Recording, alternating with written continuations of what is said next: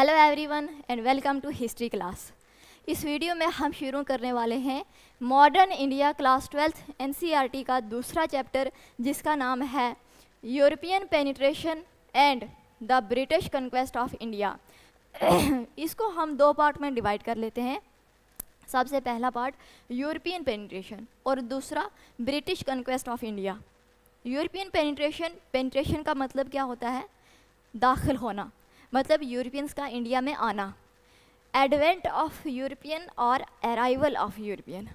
और फिर हम देखेंगे इसके बाद कि जो ब्रिटिशर हैं वो इंडिया को अपने कंट्रोल में कैसे कर लेते हैं, ये हम दूसरे पार्ट में देखेंगे। सबसे पहले हम देखते हैं यूरोपियंस का इंडिया में आना। अब यूरोप से 5 यूरोपियन कंपनीज जो हैं वो इंडिया में आती हैं। कौन कौन सी आती हैं, इनको सीक्वेंस में याद रखना, एमसीक्यू बन सकता है। सबसे पहले आते हैं पोर्चुगीज़, फिर आते हैं डच, फिर आते हैं इंग्लिश, फिर डेनिश और फिर लास्ट पे आते हैं फ्रेंच। पहले हम ये देख लेते हैं European penetration in India. Europeans India में कैसे आते हैं, क्यों आते हैं, क्या करने के लिए आते हैं, पहले ये देखते हैं। उसके बाद हम पढ़ेंगे कि ब्रिटिशर ने इंडिया को कन्क्वेस्ट कर लिया था। अब यूरोप का ट्रेड रिलेशन जो था इंडिया के साथ वो एंशिएंट टाइम से था।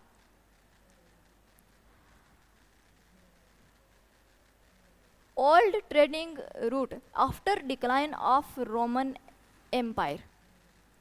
रोमन एम्पायर के डिक्लाइन होने के बाद old trading route between east and west के बीच जो ओल्ड ट्रेडिंग रूट था वो किसके अंडर आ जाता है? ओटोमन तुर्क्स के अंडर आ जाता है। ओटोमन तुर्क्स, और ये कैप्चर कर लेते हैं कॉन्स्टेंटिनोपल को 1453 में कॉन्स्टेंटिनोपल को अपने कंट्रोल में कर लेते हैं। कॉन्स्टेंटिनोपल जो आज की इस्तांबुल सिटी है तुर्की की, इस्तांबुल सिटी इन तुर्की, इसको पहले कॉन्स्टेंटिनोपल बोलते थे। अब हम पहले देखते हैं कि ओल्ड ट्रेडिंग रूट कौन सा था। यूरोप जो थे वो यूरोपियंस जो थे वो इंडिया के साथ एंशिएंट टाइम से ट्रेड कर रहे होते हैं। अब हम देखते हैं वो दो ओल्ड ट्रेडिंग रूट्स कौन से थे। यूरोप जो थे ये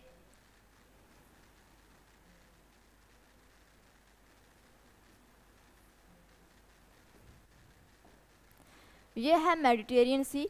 अब ये यूरोपियंस जो थे ये मेडिटेरियन सी से होकर रेड सी से होकर, ये रेड सी है, ये मेडिटेरियन सी है, ये आ गया यूरोप, ये मेडिटेरियन सी, ये रेड सी और ये अरेबियन सी। रेड सी से होकर जाते थे, अरेबियन सी से होकर पहुँचते थे कहाँ पर? इंडिया में, और फिर ट्रेड करते थे। और दूसरा रूट जो था ये लैंड रूट था, जिसको सिल्क रूट बोलते हैं। क्या बोलते हैं? Silk route. Silk route Iran, Iraq, Afghanistan, China, और फिर पहुंचते थे इंडिया में। इस रास्ते से जाते थे, जिसको सिल्क रूट बोलते हैं। ये दो रास्ते थे यूरोप के पास ट्रेड करने के लिए, इंडिया पहुंचने के लिए, और यहाँ से ट्रेड करते थे।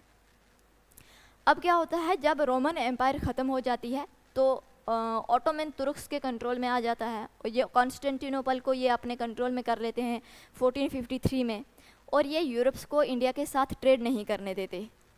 अब जब ऑटोमन तुर्क्स यूरोपियन को इंडिया के साथ ट्रेड नहीं करने देते तो ये इनको एक नया रास्ता चाहिए था इंडिया पहुंचने के लिए।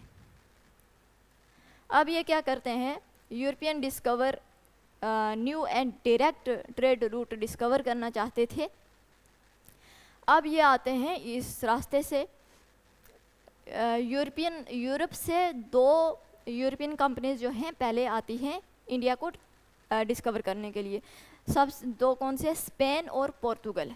स्पेन और पोर्चुगल जो हैं ये निकलते हैं इंडिया को डिस्कवर करने के लिए। लेकिन स्पेन जो है ये अमेरिका की तरफ चले जाते हैं, और स्पेन से क्रिस्टोफर कोलंबस जाते हैं और वो डिस्कवर कर लेते हैं बाय मिस्टेक अमेरिका को। और पोर्चुगल जो है ये अफ्रीका, ये है अफ्रीका, ये अफ्रीका के वेस्ट साइड से होकर ईस्ट ऐसे पहुंचते हैं। अब सबसे पहले पोर्चुगल जो है ये पहुंचेंगे कैनारी आइलैंड पर। कैनारी आइलैंड, यह कैनारी आइलैंड जो था ये पोर्चुगीज़ को पहले से पता था, यहाँ से ये ट्रेड वगैरह करते रहते थे।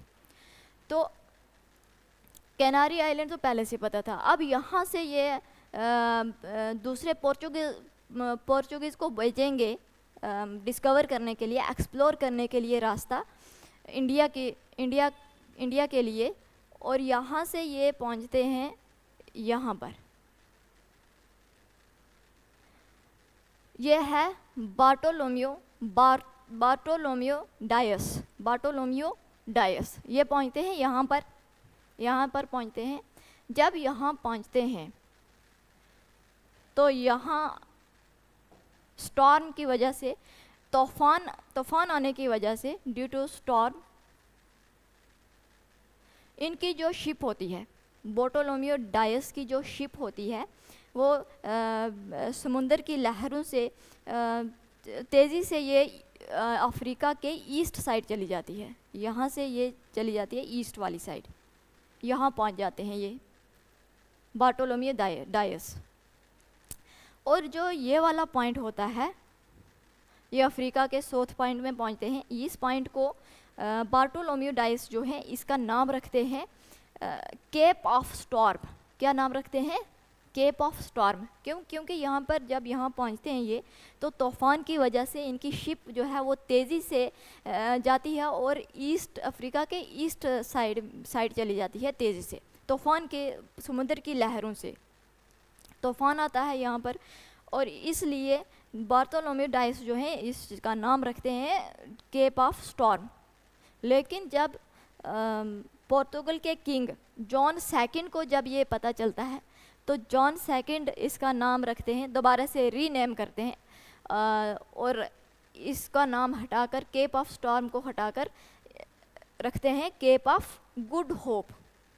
Cap of good hope. तो ये जो केप ऑफ गुड होप है, इसका नाम जो है ये पोर्चुगीज़ जो है उन्होंने रखा होता है, केप ऑफ गुड होप। कौन रखता है? John second. ये पोर्तुगल के किंग होते हैं जॉन सेकंड। ये रीनेम करते हैं केप ऑफ स्टॉर्म को, केप ऑफ गुड होप रखते हैं। अब यहाँ पहुँचते हैं और इसके बाद भेजा जाता है वास्को द गामा को। वास्को द गामा, बार्टोलोम्यो डायस इसी रास्ते को फॉलो करके वास्को द गामा जो है वो पहुँचते हैं और यहाँ पहुँचते हैं वास्को द गामा। यहाँ इसके आगे वास्को द गामा को बोला जाता है कि आगे आप एक्सप्लोर करोगे, किसको डिस्कवर करोगे? इंडिया को। अब यहाँ पहुँचते हैं कौन? यहाँ से आगे वास्को द गामा को बोला जाता है कि आप रास्ता एक्सप्लोर करोगे इंडिया पहुँचने के लिए। यहाँ जब आते हैं तो इनको मिलता है इंडियन ट्रेडर अब्दुल माजिद। कौन मिलता है? अब्दुल माजिद। इनकी मुलाकात होती है अब्दुल माजिद के साथ। अब्दुल माजिद कौन होते हैं? इंडियन ट्रेडर होते हैं। और फिर ये रास्ता बताते हैं Abdul Majid Vasco da gamma को। ये अपनी ही शिप में बिठाकर इन्हें लाते हैं इंडिया में और ये पहुंच जाते हैं कालीकत, केरला कालीकत। इस तरीके से वास्को द गामा जो है वो इंडिया पहुंचते हैं। अब यूरोपियन ने ये रास्ता डिस्कवर किया क्योंकि यूरोपियंस जो थे, पोर्चुगीज़ जो थे, वो एडवांस्ड थे किसमें? शिप बिल्डिंग एंड नेविगेशन में। और अब ये इंडिया से क्या ट्रेड करके लेके जाते थे? ये इंडिया से लेके जाते थे स्पाइसेस और लग्जरी प्रोडक्ट्स एंड कॉटन। और इनकी डिमांड, स्पाइसेस, लग्जरी प्रोडक्ट्स की डिमांड जो थी यूरोप में वो बहुत ज़्यादा थी और यहाँ से इनको फ़ायदा भी होता था। इसलिए ये इंडिया को डिस्कवर कर रहे थे और ट्रेड करने के लिए। जो स्पाइसेस था ये काम आता था कुकिंग के लिए और प्रिजर्वेशन के लिए।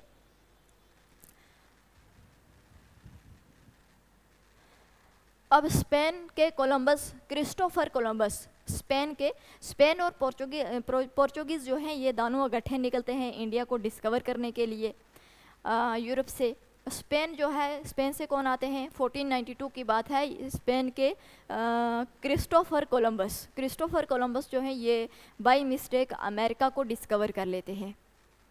और पोर्चुगल 1498 में वास्को द गामा जो है वो इंडिया को डिस्कवर कर लेते हैं, वो इंडिया पहुंच जाते हैं। स्पेन जो है वो अमेरिका को डिस्कवर कर लेता है और पोर्चुगीज़ जो हैं ये इंडिया पहुंच जाते हैं। इन्होंने जब ये निकलते हैं तो इन्होंने ये बोला होता है कि जो पहले जो इंडिया को डिस्कवर करेगा तो ट्रेड की मोनोपोली जो होगी वो उसके पास होगी। अब इंडिया में कौन पहुंचता है? पोर्चुगीज़ पहुंचते हैं। स्पेन जो है वो कहाँ चला जाता है? अमेरिका में। इंडिया में पहुंचते हैं तो इंडिया में कालीकत में किंग कौन होता है? किंग होता है जामोरिन, और जामोरिन किंग होता है।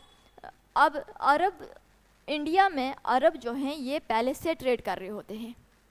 अरब ट्रेडर्स होते हैं इंडिया में पहले से ही, और वास्को द गामा को ट्रेड मोनोपोली चाहिए थी। पोर्चुगीज़ जो थे उनको ट्रेड की मोनोपोली चाहिए थी, लेकिन due to opposition of Arab traders Vasco da Gama failed to make agreement with Zamorin.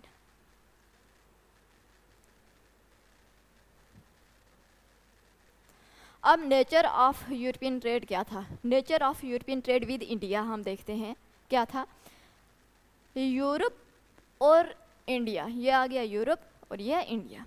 Europe से अब यूरोपियन जो हैं वो इंडिया में जाएंगे। यूरोप से यूरोपियंस जो हैं वो इंडिया में जाएंगे और यहाँ से ट्रेड करके क्या लाएंगे? Cotton and spices. Cotton and spices लाएंगे और ये सोल्ड करेंगे यूरोप में आकर एंड अर्न प्रॉफिट, और इससे क्या करेंगे? प्रॉफिट कमाएंगे। लेकिन इंडिया को यूरोप से कुछ नहीं चाहिए था। इंडिया का ज़्यादा एक्सपोर्ट होता था और ये इंपोर्ट कम करते थे, ना के बराबर। अब यूरोपियंस इसके बदले, कॉटन एंड स्पाइसेस के बदले क्या देते थे इंडिया को? गोल्ड एंड सिल्वर देते थे। क्या देते थे? Gold and silver. Large number gold and silver, large number added up in India. Large number में हो जाता है, एड अप हो जाता है इंडिया में गोल्ड और सिल्वर, इसलिए इसको बोला जाता है इंडिया को, India was called sink hole of gold and silver. Sink hole of gold and silver. जब मुगल्स के टाइम में इंडिया का जो शेयर होता है, इंडिया शेयर जो होता है वो 25% ऑफ वर्ल्ड ट्रेड होता है। अप्रॉक्सीमेटली 25% ऑफ वर्ल्ड ट्रेड होता है इंडियाज़ का शेयर मुगल्स के टाइम।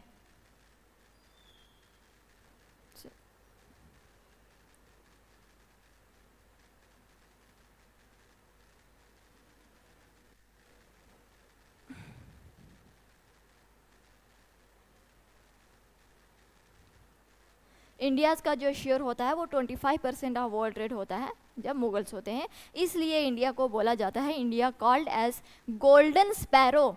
गोल्डन स्पैरो, इंडिया को क्या बोला जाता है? Golden sparrow. Golden sparrow. अब इंडिया से एक्सपोर्ट ज़्यादा होता है, इंपोर्ट कम होता है, तो इसका पॉजिटिव बैलेंस ऑफ ट्रेड होता है। BOT मतलब balance of trade. Balance of trade India का क्या है? पॉजिटिव है। क्यों? बिकॉज एक्सपोर्ट ज़्यादा है इम्पोर्ट से। Export is greater than import. और यूरोप का बैलेंस ऑफ ट्रेड जो है वो नेगेटिव है। क्यों? Because import greater than export. Import ज़्यादा करते हैं, एक्सपोर्ट कम होता है। इस वीडियो में इतना ही रखते हैं, आगे नेक्स्ट वीडियो में करेंगे। Thank you so much.